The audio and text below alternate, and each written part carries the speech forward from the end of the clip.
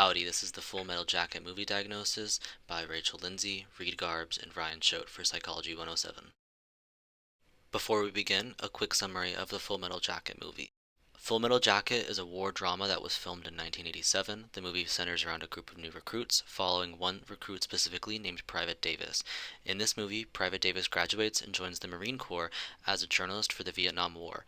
During this assignment, he is deployed to Vietnam to report and later participate in the War of Hue. To start off with, Leonard, Private Pyle Lawrence. The first half of this film focuses on the underachieving individual named Leonard, who soon became the punching bag of his group and their drill sergeant. After continuously messing up and dealing with the verbal and physical abuse that was coupled with it, Leonard began to enter this state of false reality disassociation, and his actions go to prove this.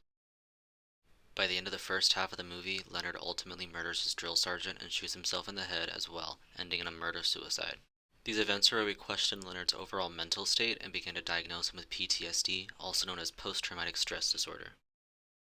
The initial signs of PTSD can be noticed after the encounter Leonard had with the rest of his group, in which they all beat him with weaponized socks as a result of the mistakes Leonard had been making. After this event, his mind began to appear distant. As for his actions, he was seen putting a strong effort into his shooting skills, which everyone had noticed and he was praised for. There was a noticeably great difference on Leonard's mannerisms after the attack as well, showing how he appeared separated from reality, and had, quote, negative changes in cognition and mood, end quote, as Lancaster and his colleagues say.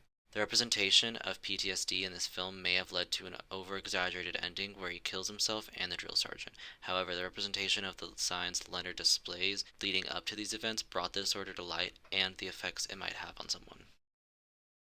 These actions weren't as noticeable at the time of this film due to the fact that PTSD was not recognized or studied around the time that this film was set in. Therefore, no actions could be taken to combat it before it was too late.